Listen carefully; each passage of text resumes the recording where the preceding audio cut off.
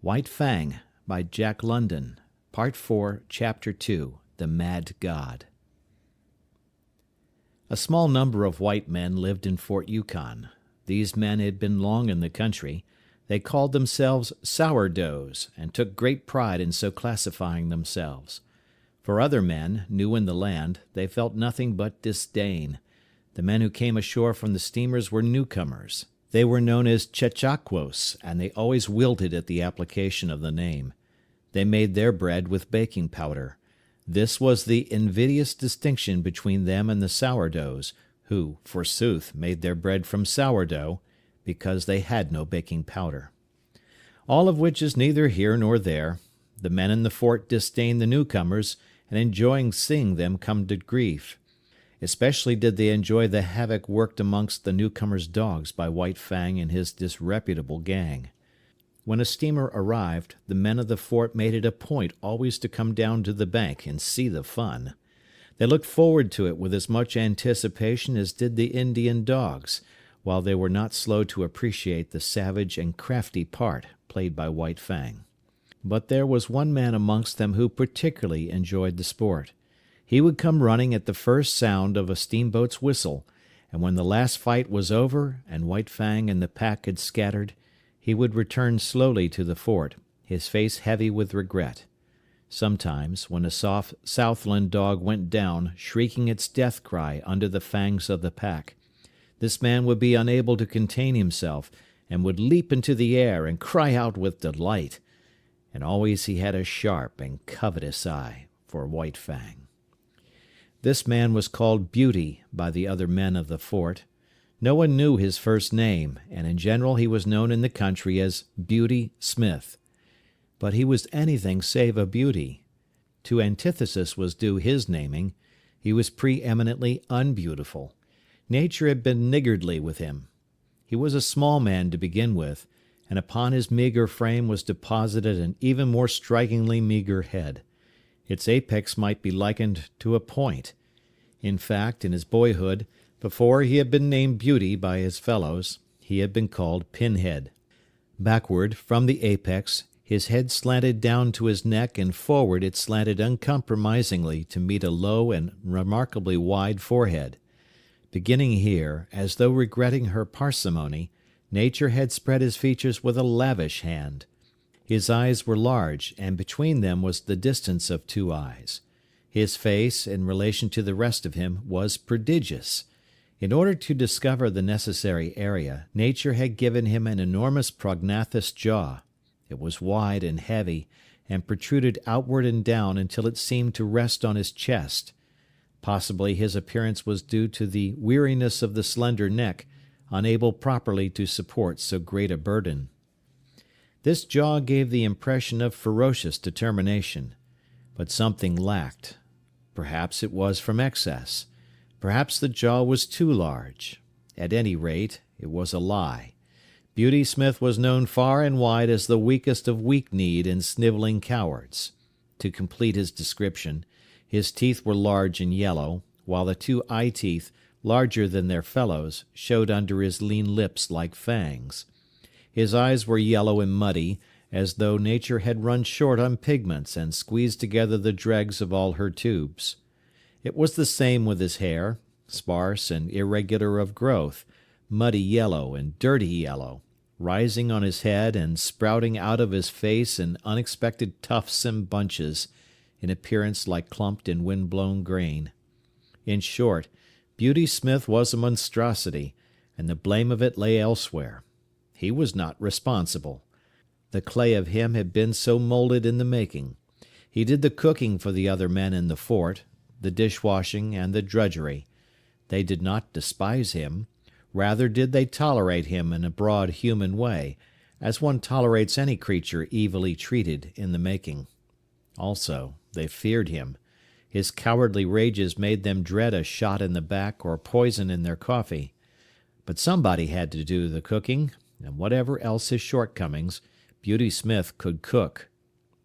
This was the man that looked at White Fang, delighted in his ferocious prowess, and desired to possess him. He made overtures to White Fang from the first. White Fang began by ignoring him. Later on, when the overtures became more insistent, White Fang bristled and bared his teeth and backed away. He did not like the man. The feel of him was bad.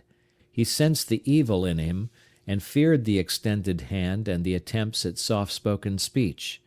Because of all this, he hated the man.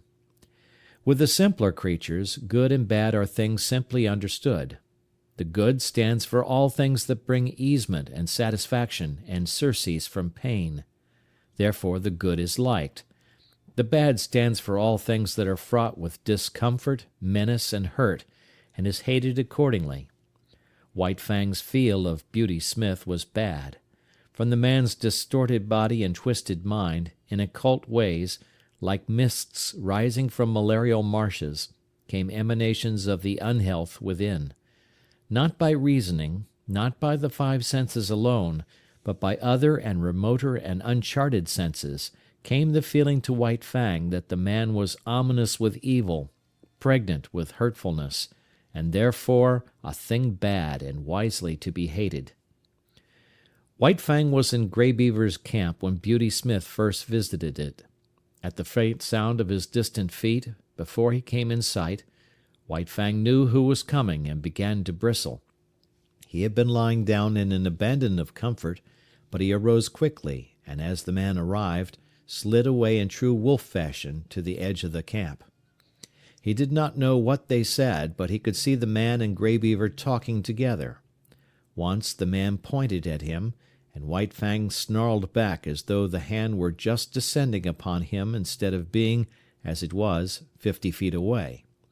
The man laughed at this, and White Fang slunk away to the sheltering woods, his head turned to observe as he glided softly over the ground. Grey Beaver refused to sell the dog. He had grown rich with his trading and stood in need of nothing. Besides, White Fang was a valuable animal, the strongest sled dog he had ever owned, and the best leader. Furthermore, there was no dog like him on the Mackenzie nor the Yukon. He could fight. He killed other dogs as easily as men killed mosquitoes. Beauty Smith's eyes lighted up at this, and he licked his thin lips with an eager tongue. No, White Fang was not for sale at any price. But Beauty Smith knew the ways of Indians. He visited Grey Beaver's camp often, and hidden under his coat was always a black bottle or so. One of the potencies of whiskey is the breeding of thirst. Grey Beaver got the thirst. His fevered membranes and burnt stomach began to clamor for more and more of the scorching fluid, while his brain, thrust all awry by the unwanted stimulant, permitted him to go any length to obtain it. The money he had received for his furs and mittens and moccasins began to go. It went faster and faster, and the shorter his money sack grew, the shorter grew his temper. In the end his money and goods and temper were all gone. Nothing remained to him but his thirst, a prodigious possession in itself that grew more prodigious with every sober breath he drew. Then it was that Beauty Smith had talk with him again about the sale of White Fang, but this time the price offered was in bottles, not dollars, and Grey Beaver's ears were more eager to hear. "You catch 'em dog, you take 'em all right," was his last word. The bottles were delivered, but after 2 days. "You catch 'em dog," were Beauty Smith's words to Grey Beaver. White Fang slunk into camp one evening and dropped down with a sigh of content. The dreaded white god was not there. For days his manifestations of desire to lay hands on him had been growing more insistent, and during that time White Fang had been compelled to avoid the camp. He did not know what evil was threatened by those insistent hands. He knew only that they did threaten evil of some sort, and that it was best for him to keep out of their reach. But scarcely had he lain down when Grey Beaver staggered over to him and tied a leather thong around his neck. He sat down beside White Fang, holding the end of the thong in his hand. In the other hand he held a bottle, which from time to time was inverted above his head to the accompaniment of gurgling noises. An hour of this passed, when the vibrations of feet in contact with the ground foreran the one who approached. White Fang heard it first, and he was bristling with recognition, while Grey Beaver still nodded stupidly. White Fang tried to draw the thong softly out of his master's hand, but the relaxed fingers closed tightly, and Grey Beaver roused himself. Beauty Smith strode into camp and stood over White Fang. He snarled softly up at the thing of fear, watching keenly the deportment of the hands.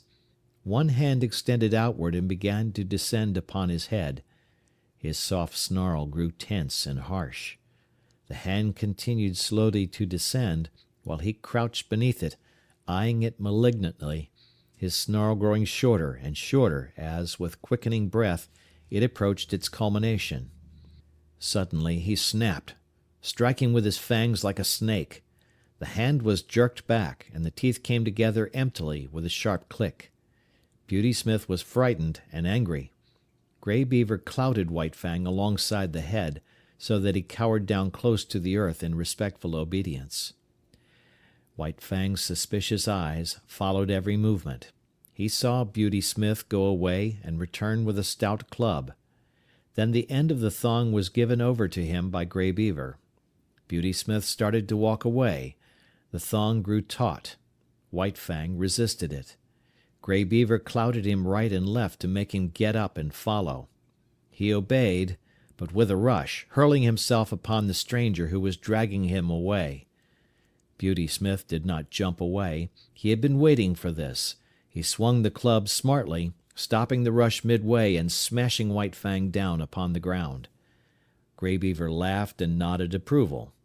Beauty Smith tightened the thong again, and White Fang crawled limply and dizzily to his feet. He did not rush a second time. One smash from the club was sufficient to convince him that the White God knew how to handle it, and he was too wise to fight the inevitable. So he followed morosely at Beauty Smith's heels, his tail between his legs, yet snarling softly under his breath. But Beauty Smith kept a wary eye on him, and the club was held always ready to strike. At the fort, Beauty Smith left him securely tied and went in to bed. White Fang waited an hour. Then he applied his teeth to the thong, and in the space of 10 seconds was free. He had wasted no time with his teeth. There had been no useless gnawing. The thong was cut across diagonally, almost as clean as though done by a knife. White Fang looked up at the fort, at the same time bristling and growling. Then he turned and trotted back to Grey Beaver's camp. He owed no allegiance to this strange and terrible god. He had given himself to Grey Beaver, and to Grey Beaver he considered he still belonged. But what had occurred before was repeated, with a difference. Grey Beaver again made him fast with a thong, and in the morning turned him over to Beauty Smith. And here was where the difference came in. Beauty Smith gave him a beating. Tied securely, White Fang could only rage futilely and endure the punishment. Club and whip were both used upon him, and he experienced the worst beating he had ever received in his life. Even the big beating given him in his puppyhood by Grey Beaver was mild compared with this. Beauty Smith enjoyed the task. He delighted in it. He gloated over his victim, and his eyes flamed dully as he swung the whip or club and listened to White Fang's cries of pain and to his helpless bellows and snarls. For Beauty Smith was cruel in the way that cowards are cruel. Cringing and sniveling himself before the blows or angry speech of a man, he revenged himself, in turn, upon creatures weaker than he. All life likes power, and Beauty Smith was no exception. Denied the expression of power amongst his own kind, he fell back upon the lesser creatures, and there vindicated the life that was in him. But Beauty Smith had not created himself, and no blame was to be attached to him. He had come into the world with a twisted body and a brute intelligence. This had constituted the clay of him, and it had not been kindly molded by the world. White Fang knew why he was being beaten. When Grey Beaver tied the thong around his neck and passed the end of the thong into Beauty Smith's keeping, White Fang knew that it was his god's will for him to go with Beauty Smith. And when Beauty Smith left him tied outside the fort, he knew that it was Beauty Smith's will that he should remain there. Therefore he had disobeyed the will of both the gods, and earned the consequent punishment. He had seen dogs change owners in the past, and he had seen the runaways beaten as he was being beaten. He was wise, and yet in the nature of him there were forces greater than wisdom. One of these was fidelity. He did not love Grey Beaver, yet, even in the face of his will and his anger, he was faithful to him. He could not help it. This faithfulness was a quality of the clay that composed him. It was the quality that was peculiarly the possession of his kind, the quality that set apart his species from all other species, the quality that enabled the wolf and the wild dog to come in from the open and be the companions of man. After the beating, White Fang was dragged back to the fort. But this time Beauty Smith left him tied with a stick. One does not give up a god easily, and so with White Fang. Grey Beaver was his own particular god, and in spite of Grey Beaver's will, White Fang still clung to him and would not give him up. Grey Beaver had betrayed and forsaken him, but that had no effect upon him. Not for nothing had he surrendered himself body and soul to Grey Beaver. There had been no reservation on White Fang's part, and the bond was not to be broken easily. So, in the night, when the men in the fort were asleep, White Fang applied his teeth to the stick that held him. The wood was seasoned and dry, and it was tied so closely to his neck that he could scarcely get his teeth to it. It was only by the severest muscular exertion and neck arching that he succeeded in getting the wood between his teeth, and barely between his teeth at that. And it was only by the exercise of an immense patience extending through many hours that he succeeded in gnawing through the stick. This was something that dogs were not supposed to do. It was unprecedented, but White Fang did it, trotting away from the fort in the early morning, with the end of the stick hanging to his neck. He was wise, but had he been merely wise he would not have gone back to Grey Beaver, who had already twice betrayed him. But there was his faithfulness, and he went back to be betrayed yet a third time. Again he yielded to the tying of a thong around his neck by Grey Beaver, and again Beauty Smith came to claim him, and this time he was beaten even more severely than before. Grey Beaver looked on stolidly while the white man wielded the whip. He gave no protection. It was no longer his dog. When the beating was over, White Fang was sick. A soft Southland dog would have died under it, but not he. His school of life had been sterner, and he was himself of sterner stuff. He had too great vitality. His clutch on life was too strong. But he was very sick. At first he was unable to drag himself along, and Beauty Smith had to wait half an hour for him. And then, blind and reeling, he followed at Beauty Smith's heels back to the fort.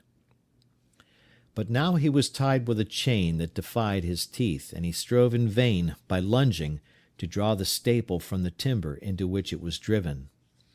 After a few days, sober and bankrupt, Grey Beaver departed up the Porcupine on his long journey to the Mackenzie. White Fang remained on the Yukon, the property of a man more than half mad and all brute. But what is a dog to know in its consciousness of madness? To White Fang, Beauty Smith was a veritable, if terrible, god. He was a mad god at best, but White Fang knew nothing of madness. He knew only that he must submit to the will of this new master, obey his every whim and fancy. End of chapter 2.